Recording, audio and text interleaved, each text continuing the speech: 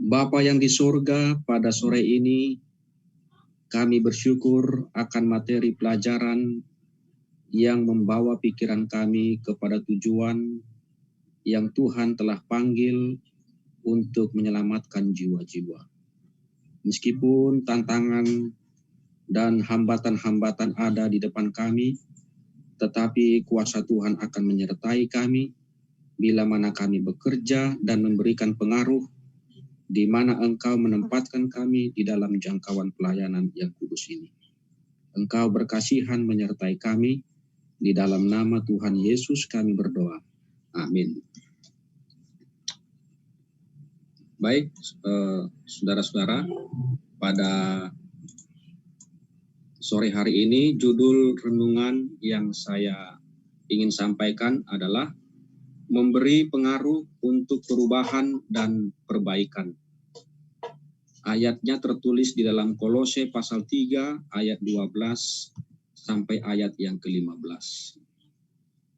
Karena itu, sebagai orang-orang pilihan Allah yang dikuduskan dan dikasihinya, kenakanlah belas kasihan, kemurahan, kerendahan hati, kelemah lembutan, dan kesabaran. Sabarlah kamu seorang terhadap yang lain, dan ampunilah seorang akan yang lain. Apabila ada yang seorang menaruh dendam terhadap yang lain, sama seperti Tuhan telah mengampuni kamu, kamu perbuat jugalah demikian. Dan di atas semuanya itu, kenakanlah kasih sebagai pengikat yang mempersatukan dan menyempurnakan. Hendaklah damai sejahtera Kristus memerintah dalam hatimu, karena untuk itulah kamu dipanggil menjadi satu tubuh, dan bersyukurlah.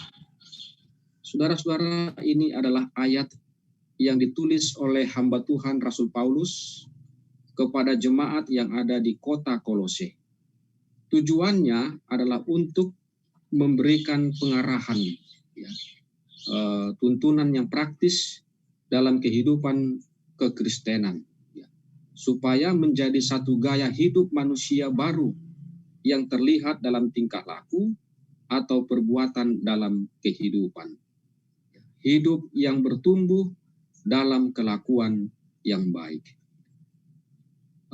Kolose ini adalah sebuah kota yang terletak dekat Laodikia, di barat daya Asia Kecil, dan Paulus, walaupun dia tidak sering ataupun jarang berhubungan mengunjungi kota Kolose, tapi ia senantiasa memiliki hubungan dengan jemaat yang ada di kota Kolose.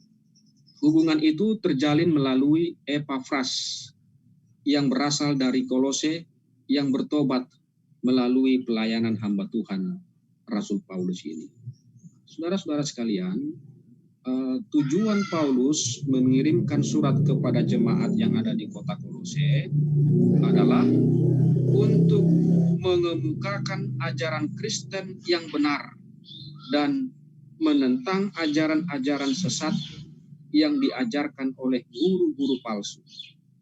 Ada guru-guru palsu di kota Kolose itu yang mengajarkan tentang penyembahan kepada roh-roh lain, ajaran tentang sunat, mengenai pantangan, kultus, dan lain sebagainya. Ini menjadi satu tantangan bagi jemaat yang ada di Kolose, bagi umat-umat Tuhan pada waktu itu. Pengaruh ajaran-ajaran yang menyimpang ini sangat mengancam pertumbuhan kerohanian umat-umat yang ada di jemaat Kolose. Kalau kita hubungkan dengan situasi sekarang ini, teman-teman, ada banyak pengaruh yang menjadi tantangan bagi kita sebagai hamba-hamba Tuhan, umat-umat yang ada di kota-kota. Baru saja tadi Sersagala memberikan penjelasan kepada kita bahwa pekerjaan di kota-kota itu adalah pekerjaan yang betul-betul menantang. Tantangan-tantangan yang kita lihat di kota-kota itu ada, yang pertama di sini materialisme. Materialisme ini adalah pandangan hidup yang mencari dasar segala sesuatu yang bersifat kebendaan, dengan mengesampingkan segala sesuatu yang mengatasi alam indera. Contohnya di sini, menilai orang lain hanya berdasarkan materi yang dimilikinya. Banyak ideologi orang-orang yang ada di perkotaan menilai orang berdasarkan materi. Bahkan mungkin juga di kalangan kita, anggota-anggota gereja yang di kota-kota, ya, kalau ada orang yang datang menggunakan motor melawat ke rumahnya, katakanlah pendeta, ya tidak begitu diopenin. Tapi kalau ada hamba Tuhan yang melawat menggunakan mobil, ini yang pernah saya dengar cerita tentang salah seorang teman kita yang tinggal dan melayani di perkotaan. Materialisme ini juga menjadi tantangan dalam pekerjaan Tuhan. Yang kedua adalah individualisme. Ini adalah mementingkan kebebasan pribadi, lebih mementingkan diri sendiri dibandingkan mementingkan orang lain. Kurang komunikasi satu dengan yang lain. Ya, kita ambil contoh di sini, tidak peduli terhadap lingkungan, menjadikan diri lebih baik daripada yang lain. Kurang bersosial dengan orang-orang yang ada di sekitar. Merasa tidak membutuhkan bantuan orang lain, merasa selalu paling benar dan paling hebat. Ini pengaruh ini teman-teman yang bisa membuat kita lebih susah untuk menjangkau orang lain. Lalu di sini selanjutnya daya tarik. Daya tarik keduniawian ini maksudnya adalah hedonisme. Hedonisme ini adalah ideologi yang telah berkembang di dalam masyarakat, ya. Karena ini dikaitkan dengan sifat yang boros, gemar menghamburkan uang, ya, dan hanya berpikir tentang kebahagiaan secara duniawi. Selanjutnya di sini yang keempat adalah kultus. Kultus ini adalah satu praktek dan ketaatan terhadap agama. Tetapi ini hanya bersifat eksternal atau lahiriah dengan benda yang berada dalam satu cakupan khusus. Dan ritualnya biasanya meliputi doa, korban, persembahan nazar, kompetisi, monumen, dan lain sebagainya. Jadi dengan adanya filsafat kafir atau kultus, tentu ini teman-teman akan merusak karakter dan kerohanian anggota-anggota gereja kita yang ada di perkotaan. Ya, khususnya di tahun-tahun yang modern ini, ya, ada banyak ya orang-orang yang sudah membentuk satu pola kehidupan Kristen yang tidak lagi berpusat kepada Kristus. Inilah yang menjadi alasan mengapa Paulus menulis surat kepada jemaat yang ada di kota Kolose. Kita tahu saudara-saudara bahwa kekristenan itu sangat berhubungan dengan tabiat Kristus. Pekerjaan penginjilan itu sangat berhubungan dengan tabiat. Dan di situasi sekarang ini, kemerosotan sudah begitu luas terjadi di kalangan umat-umat Tuhan. Artinya, banyak dari antara umat-umat Tuhan ini juga memiliki gaya hidup modernisasi di zaman globalisasi yang memiliki aturan moral yang sudah berbeda dari pengajaran Tuhan. Ada sikap yang dapat mempengaruhi umat Allah pada zaman sekarang ini. Seperti yang kemarin sudah kami tampilkan di presentasi, yaitu sikap netralis, ya, yang tidak peduli kepada lingkungan, ya, sikap yang berorientasi pada diri sendiri, hanya menonjolkan diri, kehebatan diri, dan ini bisa berdampak kepada kesombongan. Ya. Lalu ada juga sikap yang mengejar prestasi, ya, di dalam kompetisi, ya, senang berkompetisi, tetapi sifatnya hanya untuk mengejar dan meninggikan diri. Lalu ada gaya hidup yang spesifitas, ini adalah satu gaya hidup yang mementingkan diri dan memberikan dukungan agar dapat mencapai ambisi secara pribadi. Kalau kita buka di dalam 2 Timotius pasal 3 ayat 1 sampai 5, ada juga situasi-situasi yang kita hadapi pada zaman sekarang ini. Alkitab mengatakan manusia mencintai diri sendiri, menjadi hamba uang, membual, menyombongkan diri, suka memfitnah, memberontak kepada orang tua, ya, tidak tahu berterima kasih, tidak peduli kepada agama, tidak tahu mengasihi, tidak suka berdamai, menjelekkan orang lain, tidak bisa menguasai diri, garang, suka berkhianat, tidak berpikir panjang, berlagak tahu, menuruti hawa nafsu, dan beribadah hanya secara lahiriah.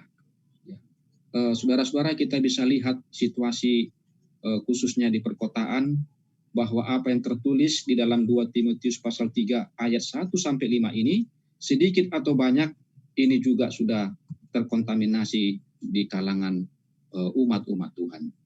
Itu sebabnya di dalam Matius pasal 5 ayat 13 dan 14, kita memahami identitas kita sebagai orang Kristen di dunia ini untuk menjadi garam atau terang. Ya. Garam atau terang itu menuntun kepada perbedaan. Dan perbedaan itu adalah melalui pengaruh. Pengaruh yang diartikan bahwa orang Kristen memikul beban moral secara konsisten dan konsekuen. Bukan sekedar penegasan, tetapi panggilan bagi orang Kristen, bagi kita sebagai hamba-hamba Tuhan, untuk terlibat dan memberi solusi dalam masalah-masalah dunia tanpa harus terjun menjadi duniawi. Saya ambil satu contoh di sini, kisah kehidupan Toyohiko Kagawa. Dia lahir di Kobe, Jepang pada tanggal 10 Juli 1888. Ada fotonya di atas. Dia adalah seorang tokoh Kristen di Jepang yang memperlihatkan perhatian yang besar terhadap masyarakat, ya, situasi sosial pada waktu itu. Pada tahun 1909, Kagawa, dia tinggal dengan orang-orang miskin di sebuah daerah yang bernama Shinkawa. Dia tinggal di sebuah gubuk berukuran 2 kali 2 meter. Kita bisa bayangkan di sini, saudara-saudara, ya. Ukuran 2 kali 2 meter itu, kalau tinggal lebih dari 2 orang, ini sudah sesak, ya. Apalagi lebih dari 3 orang. Ya, di sini dikatakan dia menampung 4 orang miskin di gubuk tersebut, membiayai kehidupan mereka dengan beasiswa yang ia peroleh untuk studi, walaupun kehidupan ekonomi pada waktu itu dalam keadaan susah. Saya tidak menampilkan secara keseluruhan riwayat daripada Toyohiko Kagawa ini, tapi dia lahir dari keluarga yang terpandang, lahir dari keturunan yang dihormati oleh orang-orang pada waktu itu. Kagawa memberikan kesaksian ketika ia menjadi pengikut Kristus. Dia pernah dimasukkan ke dalam penjara, teraniaya secara fisik, mental, bahkan hampir buta oleh karena keadaan lingkungan yang tidak sehat. Toyohiko Kagawa mengatakan, saya terlalu banyak menyaksikan hal-hal yang menjijikkan dan yang menyedihkan, sehingga merusak ketenangan jiwaku. Tapi aku berusaha untuk memberi pengaruh untuk kebaikan, perubahan bagi orang lain. Kekejaman sekalipun tidak dapat mengganggu ketenangan jiwaku. Saudara-saudara, perubahan melalui sikap tenang dari Kagawa inilah memberikan satu contoh kepada orang-orang pada waktu itu. Bagaimana ia melakukan perubahan pemberantasan kemiskinan. Dan pada waktu itu juga ia meneliti secara ilmiah penyebab-penyebab, akibat-akibat, dan cara menanggulangi kemiskinan. Dan hasil penyelidikan tersebut ditulis dalam sebuah buku yang berjudul Ilmu Jiwa tentang Kemiskinan, ya, atau The Psychology of Poverty. Buku tersebut yang dia tulis itu mendapat perhatian dari pemerintah Jepang.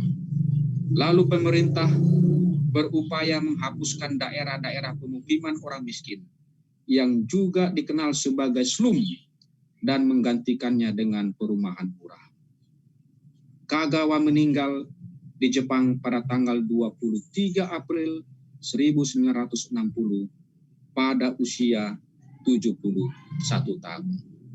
Saudara-saudara yang dikasihi oleh Tuhan, sebagai hamba-hamba yang dihormati oleh Tuhan dan dipandang oleh anggota-anggota jemaat, kita sebagai pelayan dan pemimpin, kehadiran kita di dunia yang sementara ini biarlah mendatangkan perubahan serta kebaikan bagi orang lain.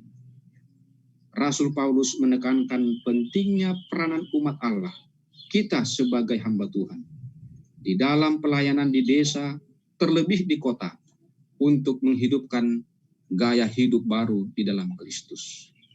Realitas Kristus hidup dalam diri orang Kristen itu akan terwujud melalui perilaku kita. Kita lihat teman-teman di dalam Mazmur pasal 90 ayat 12. Ajarlah kami menghitung hari-hari kami sedemikian hingga kami beroleh hati yang bijaksana. Hamba Tuhan Musa menuliskan ayat ini supaya kita tidak menyia-nyiakan hidup yang singkat di dunia ini.